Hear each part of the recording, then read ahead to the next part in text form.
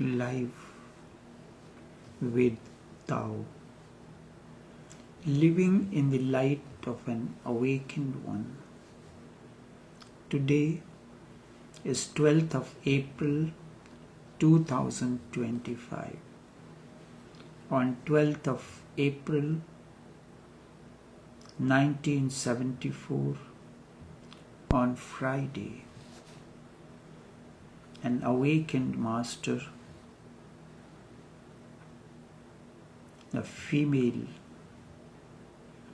Shakuntala Devi, entered into Mahasamadhi.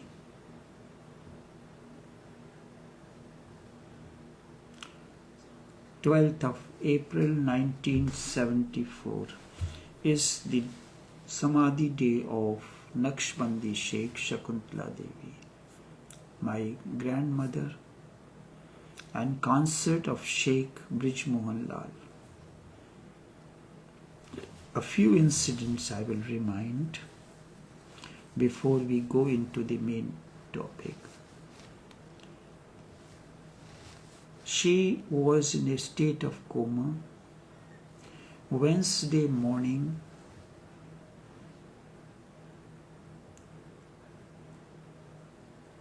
she came out partly out of that coma. She asked her eldest son, Sheikh Omkarnath, what day did your grandfather took Samadhi? He hesitated a bit. So she told him, this is how you want to work. Your grandfather took Samadhi on Friday. I was a preview to this. So I know that she has chosen Friday as the day for her departure. When Sheikh Brij Mohan Lal took Samadhi, there was no social media, there was no phone facility. The only phone facility, the mobile phone facility, was not there. Only some rich people or in the cities area, the landline facility was available. So the only means of communication was mailing system. So it happened, one of the disciples, he once complained, mentioned his pain, that when Sheikh passed away, he could not attend his funeral. So Shakuntala Devi, my grandmother, told him, Pandit, he was Pandit known as Pandit, I will not do that to you. Before that, I will call you. This was a promise made by an awakened one to one of the beloved disciples. So when put it this way here, enlightened ones hold an important position in the business organization of the existence. It is like, if I give an example, in a business organization, there are owners, there are directors, there are managing directors. Because of their sincerity, their input into their words are respected as an honor. So if the salesman or the managing director or the manager makes a decision or makes a promise to a customer, the company honors it. If the salesman said that if you want this, I can give you a discount, the company has authorized him to do that because of his sincerity and everything. In the same way, if we look at it, the functioning of the existence, God or the ultimate reality or the existence, is the owner or the managing director under whom all these enlightened masters work as managers or anything. If they make a promise on behalf, they are not making, although they are making promise in their individual capacity, but it is on the behalf of the company, that on behalf of God. So it is the existential responsibility to remember that. It is recorded. And just as if you had made a promise to someone, so you give a credit note. Credit note is a kind of a commitment on behalf of the company made by that particular manager or salesman, that I will give you a discount. No matter who it is, you present that credit note bears the stamp of the company, his signature, and it is honored. So it happened on Friday morning, on 12th of April 1974.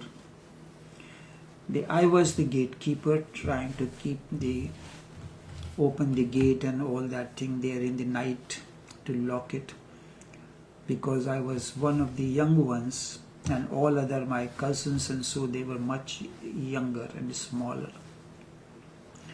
So I was the eldest one, so responsible for it. So the bell rang, I opened the gate, and he came in. Friday morning. That morning I had a vision that the usual place where she used to rest on the threshold, Sheikh Brijmohan Lal came and stood up. He said, "Look, you had been requesting for me to take you back. Now I have come to take you." So I knew that her time has come in. She has chosen Friday as the day for her samadhi. Her ways and means were unique. The teachings, each master works in a unique way in response to the seekers. So anybody who will bow down to her or touches her feet, she will simply say, never say, "God bless you," or this or that. She will simply, or say, Ram will do his grace on you, or this or that, whatsoever it is, normal way. She will simply say, "Be always happy." Every moment as you interact in the world of objects and beings, many circumstances and situation comes. You have two options, either to accept it or not to accept it. When you accept it, you are in harmony, you will be happy maybe in the beginning, not really, but ultimately when the results go in your favor, you will realize. But if you have trust in the existence, and in the first place, you accept it happily accept it. Sometimes we accept things unwillingly, that I have no other choice. So in every choice that life presents us, we should accept it willingly. So when you accept willingly, that means you have a trust in existence that it can do no wrong. When you accept unwillingly, you are accepting it because there is no choice for you but to accept it. There is no other option. In the first place, willing acceptance means you trust the existence that this is the only option you have chosen for yourself, and you know it very well, it can do no wrong. But this very rarely happens. So this she gave as a message for those who understood this and started practicing, just as when Gurdjieff's father told him, he who belonged to a nomadic society, that I do not have any money or anything to give it to you. At the time when he was dying, he said, I have only one piece of advice to give you, which is my advice based on my experience of life. When anger is coming into you, try to postpone it for 24 hours. And Gurdjieff was 9 years of age. When you grow older and you start practicing, you will experience this. But Gurdjieff could not wait, and he started practicing it from the very moment. And that transformed his life. So when you accept it in that way, from the very moment, the life begins to change. This was her ways and means of transformation. Thus she sowed the seed of transformation in the minds of the seeker. This is what you call the secret key, or this innermost key. Once you accept everything willingly, totally, consciously, nothing will go wrong. There will be no disappointment. Will be nothing of that nature. The second thing, she used to tell me as a child that you have to develop your habits like your grandfather. So you have to understand, when she says you have to develop your habits like your grandfather, it was in my way, in my case, it was right, because he was my idol. So she was making him as my idol, that I have to develop or plan or live my life according to him, or develop habits like him. What does it really mean? Does she mean by the outer appearances? Out of ignorance you will consider that, let it be the outer experience. He dresses in a particular manner, he does this thing. So in the beginning, this is known as imitation. Imitation is following someone without understanding the innerness. And if I now transformed it and changed it, living in the light of an awakened one. Awakened one has experienced life in a particular way. He is living in the world of objects and beings, in the world of duality, but that duality is not within him. He knows very well that we are not aliens. We are bound to each other by a causeless force. There is a particular sutra in Ishopanishad, one of the most important Upanishad, Ishopanishad, that says, Isha vasyamidam sarvam yat kinch jagatyam jagat ten tekten bhunjitha ma gradha kashyashvidhanam. The entire world is permeated by God, Isha. He is responsible for everything sentient and insentient. If you live life by this understanding, you can enjoy the fruits of the existence, how it can translate.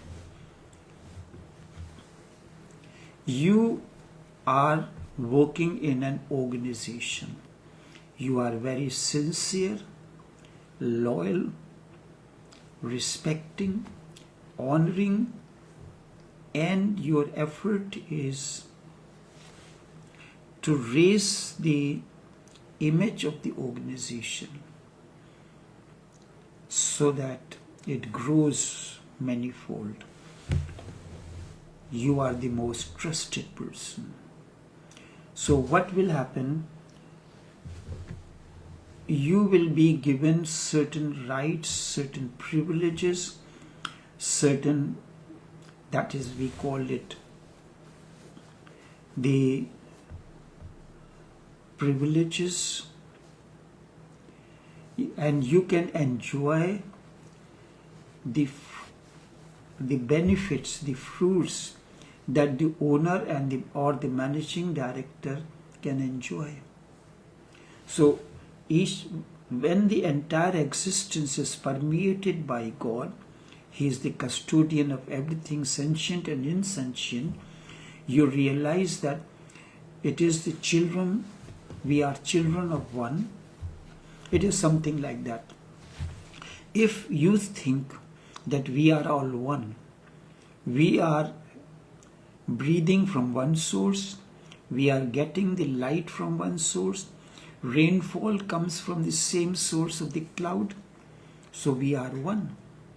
If you are displaying hatred against your neighbor or against your spouse or against anyone, have you ever introspected to whom your hatred is directed towards? If we are all one, if husband and wife are really one, they experience oneness, they are part of one reality, one existence, one cosmos, one creator, and you are displaying hatred or anger towards your spouse, who you are really directing it towards? You do not consider that this as a spirituality. Your spirituality means going to the church, temple, holding your Bible, scripture in your hand, and like a parrot repeat the Psalms or the Sutras. No, it is not. When you and your spouse, you and your neighbor when you as a owner and the customer both are dependent on one another, they are permeated by the same God. Ishavasmidam Sarvam. The entire world is permeated by God, Isha. And if you understand this and live by this, you can enjoy the fruits of the existence. If you respect the garden, you are respecting the prestige,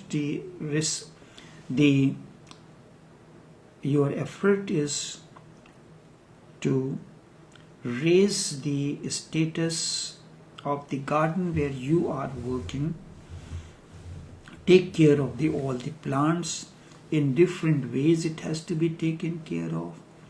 So you can enjoy the fruits that is there, the breeze, the fruits and everything. Nobody is going to raise any finger on you. So, Ishavasmidam sarvam yat kinch jagatyam jagat ten tekten bhunjitha ma gradha kashish vidhanam. The entire world is permeated by one creator, God. If you understand this and if you live by this understanding, you can enjoy the fruits of the existence.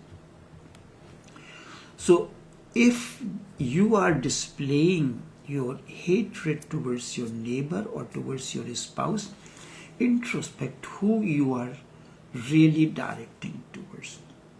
In a way, isn't it that you are directing it towards yourself, because you and your spouse are created by the same source? Or you are raising the finger towards the Creator? Then you are going to the church or the temple makes no sense. It's better that you go to a pub or a rum shop instead of going to the temple of God. So when this understanding comes, you are living in the world of objects and beings, in the world of duality, but deep within there is this harmony and oneness, that we are all part of one synergistic harmony. There is a power within that knows beyond our knowings. We are not aliens, nor as strangers join.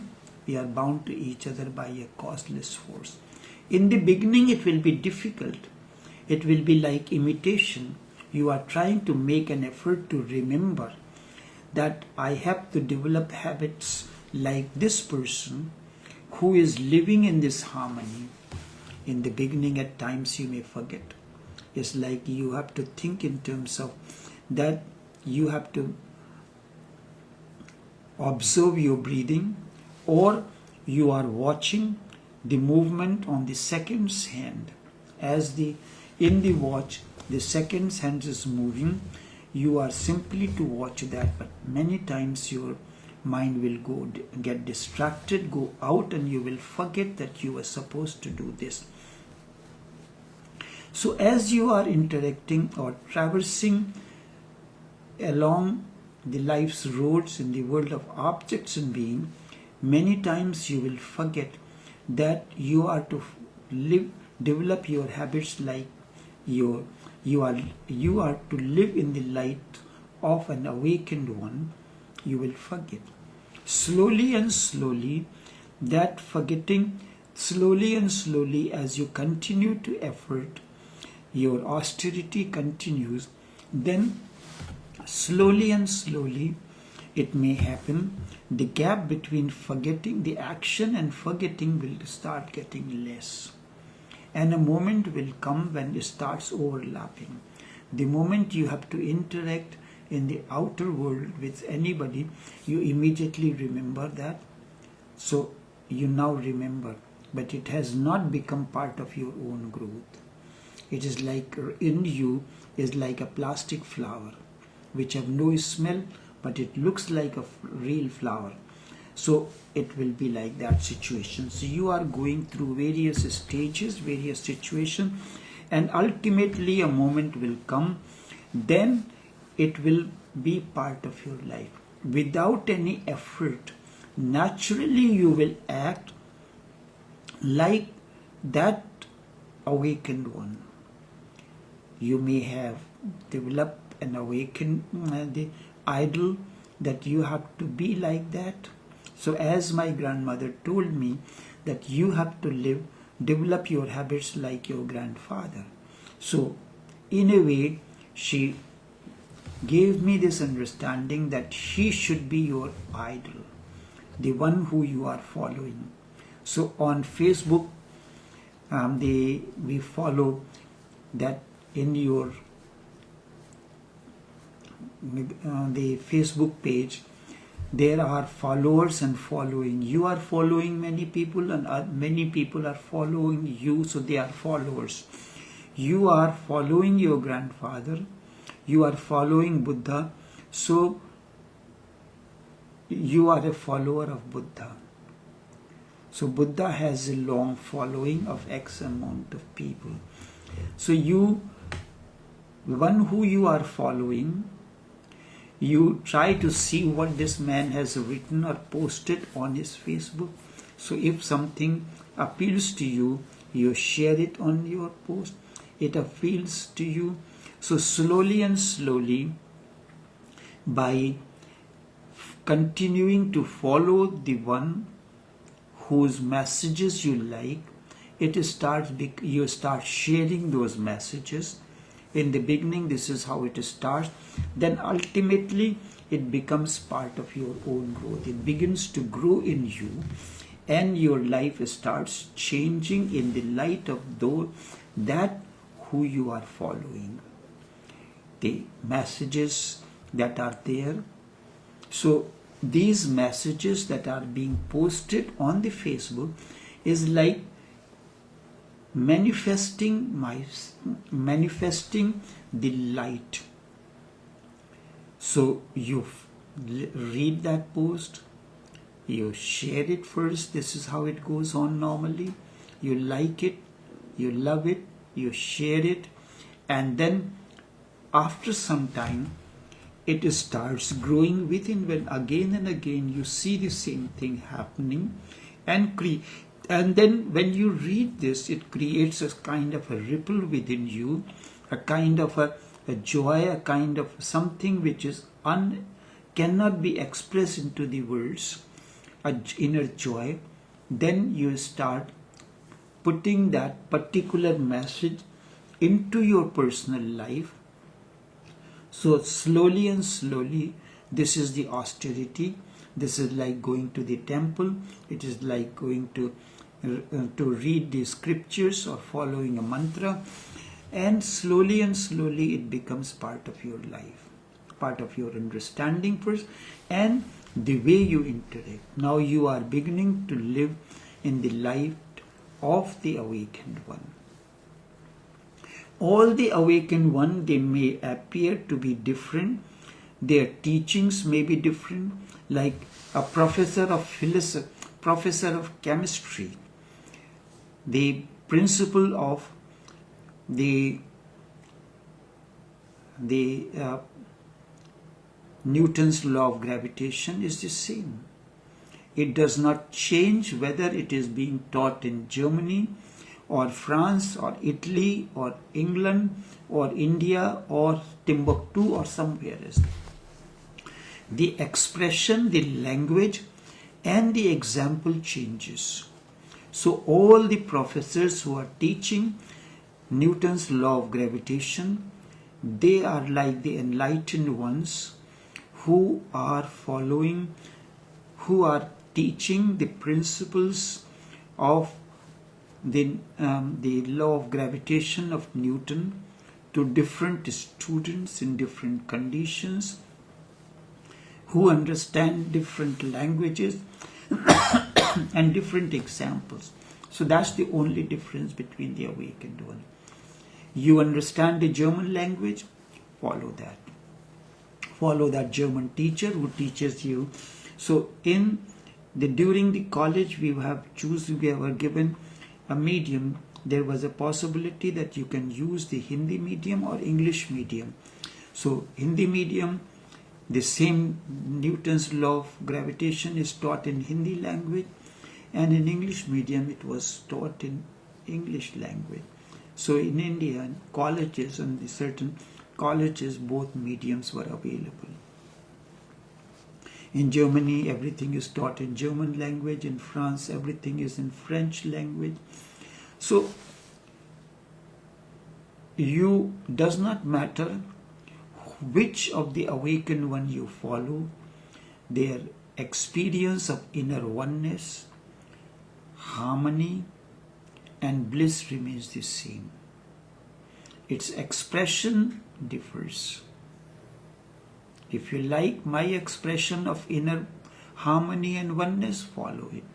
If you like the inner expression of the harmony of Buddha or Jesus, follow that. Basically, there is no difference between Jesus, me, Buddha, or Holy Prophet.